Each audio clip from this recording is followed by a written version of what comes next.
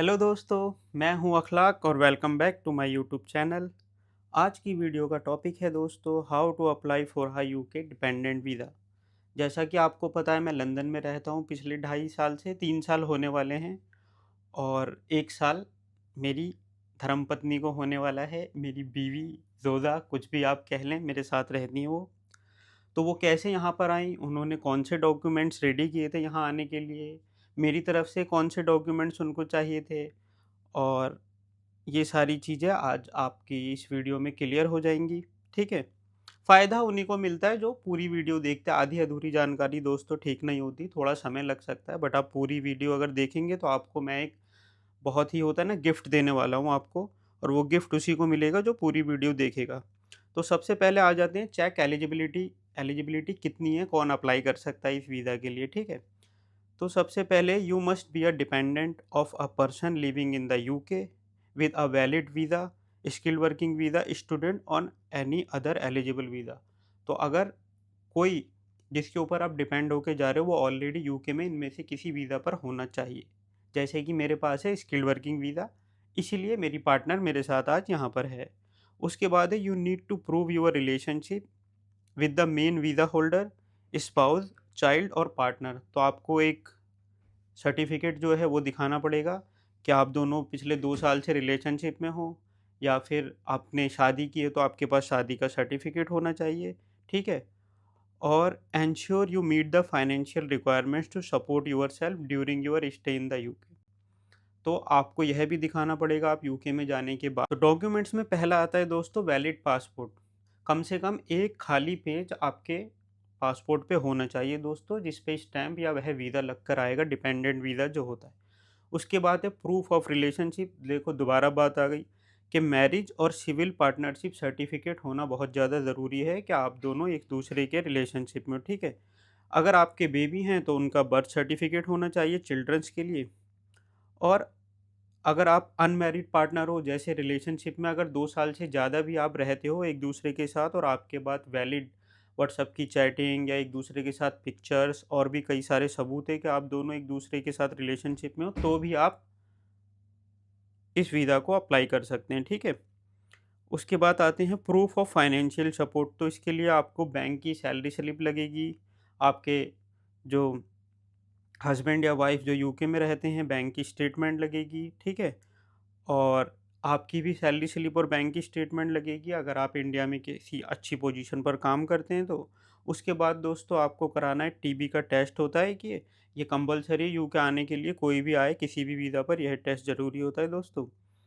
उसके बाद है मेन वीज़ा होल्डर का डॉक्यूमेंट।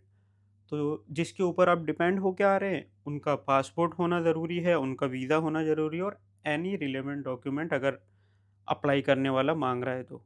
और सर्टिफ़िकेट ऑफ स्पॉन्सरशिप होता है, सीओएस नंबर जिसको बोलते हैं, वो अगर ज़रूरत है तो वो भी लगाना है आपको। प्रूफ ऑफ अकोमोडेशन कि आप वहाँ जाकर जिनके ऊपर डिपेंडेंट है कहाँ पर रहेंगे और वो किस जगह रहते हैं, तो उनका एड्रेस भी आपको अपनी एप्लीकेशन में लिखना है। एंड पेरेंटल कंसेंट, अगर आपके साथ 18 साल के कम उम्र के बच्चे भी आ रहे हैं डिपेंडेंट वीज़ा पे, तो उनके लिए जो भी रिक्वायर्ड डॉक्यूमेंट्स है वह लगेंगे, ठीक है? तो अब है स्टेप 3। स्टेप 3 में दोस्तों कंप्लीट द ऑनलाइन एप्लीकेशन। तो वो जो गिफ्ट है दोस्तों, वो गिफ्ट ये है कि जिसको अगर परेशानी हो रही है यह एप्लीकेशन अप्लाई करने के लिए, तो मेरे बहुत अच्छे कंसल्टेंट हैं जिन्होंने मेरी पार्टनर का वीज़ा मेरे साथ अप्लाई किया था वहाँ पर। और यूके में जितने ज़्यादा चार्जेस या इंडिया में लगते हैं उनसे उन्होंने बहुत ही कम चार्ज मेरे से लिए थे। अगर आपको उनका नंबर या उनकी आईडी जाननी है तो आप मुझे कमेंट कर देना, मैं शेयर कर दूँगा, तो आपको आसानी हो जाएगी, वो आपका यह वीज़ा अप्लाई कर देंगे, ठीक है? तो सबसे पहले तो डॉक्यूमेंट्स और सारी जानकारी आपके पास होनी चाहिए, तभी आप उनसे कॉन्टैक्ट करेंगे। तो select the correct visa. Dependent visa आपको सिलेक्ट करना है अगर आप खुद से ऑनलाइन अप्लाई करते हैं तो। और जो वेबसाइट है यूके की वो भी मैं डिस्क्रिप्शन में लिख देता हूँ। And fill in your details, upload all the required documents. उसके बाद पे द वीज़ा एप्लीकेशन फ़ीस, जो कि कम से कम है पाउंड में यहाँ पर 490 पाउंड, यानी कि 490 पाउंड आपको एप्लीकेशन फ़ीस है सिर्फ जो कि देनी है। उसके बाद पे द इमिग्रेशन हेल्थ सरचार्ज। तो यहाँ पर हेल्थ सरचार्ज भी आपको देना है जो है £624 पर ईयर। तो ये वरी हो सकता है ऊपर नीचे अगर रूल में कोई बदलाव हो गया हो, ठीक है? अब आ जाते हैं चौथी चीज़ पर। ये सारी चीज़ें आपको करने के बाद मेन आपको करना बुक योर बायोमेट्रिक अपॉइंटमेंट। तो अगर आपको नहीं पता ये सारी चीज़ें कैसे करनी है, तो अगर आप मुझे कमेंट करोगे तो मैं उनका नंबर दे दूँगा जो यह वीज़ा अप्लाई किया था जिन्होंने मेरी पार्टनर के लिए। और अगर आप 3-4 बार थैंक यू लिखें मेरे इस कमेंट्स में, तो मैं इंस्टाग्राम की आईडी आपको भेजूँगा और फिर हम आपस में इंस्टाग्राम पर बात करके भी इस पर डिस्कस कर सकते हैं। ठीक है दोस्तों? तो जब आप अपॉइंटमेंट बुक कर लेंगे बायोमेट्रिक के लिए, तो जो भी नियरेस्ट एप्लीकेशन सेंटर होगा आपके वहाँ पर आपको अपनी एक लेटेस्ट फ़ोटो देनी पड़ेगी और फिंगरप्रिंट्स करने के लिए जाना होगा। Some applicants may be required to attend an interview provide additional information depending on their application. तो हो सकता है आपका एक इंटरव्यू भी हो और वह आपसे कुछ अलग इन्फॉर्मेशन माँगे, ठीक है? अब आपने ये सारी चीज़ें अप्लाई कर दी, बायोमेट्रिक भी दे दिया, आपको फिर वेट करना है, कितने दिन का वेट करना है? तो visa processing can be take 3 weeks और more depending on the country and the type of application. तो आपने किस तरीके की एप्लीकेशन दी, आप कौन से देश में रहते हैं, तो कम से कम 3 हफ्ते तो यह लगने ही लगने हैं। यूज़ द प्रायोरिटी और सुपर प्रायोरिटी सर्विस। तो यहाँ प्रायोरिटी वाली सर्विस भी है। अगर आप थोड़े ज़्यादा पैसे देते हैं तो 3 हफ्ते की जगह 5 दिन 1 हफ्ते में भी यह कम हो सकता है और हो सकता है उससे भी कम में हो जाए। ठीक है? अब आ जाते हैं छठे स्टेप पर कि आपने 3 हफ्ते आपके निकल गए, आपके पास रिसीव यूअर वीज़ा आ गया। तो if your applicable is approved you will receive a visa sticker in your passport. तो आपके पासपोर्ट के एक खाली पेज पर वह स्टिकर लगा दिया जाएगा जिस पर लिखा होगा कि आपके पास ये डिपेंडेंट वीज़ा है और आपको इस तारीख से इस तारीख के बीच एंट्री करनी है यूनाइटेड किंगडम में। सो द विग्नेट जो वीज़ा है allow you to travel to the UK.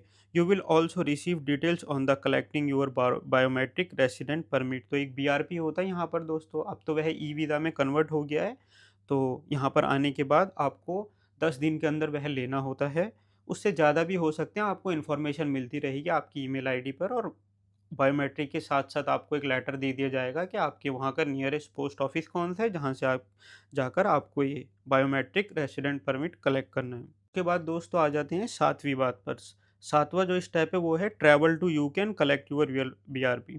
तो once you arrive in the UK collect your BRP from your designated collection point. जो भी आपका कलेक्शन पॉइंट है वहाँ से आपको बीआरपी मिलेगा।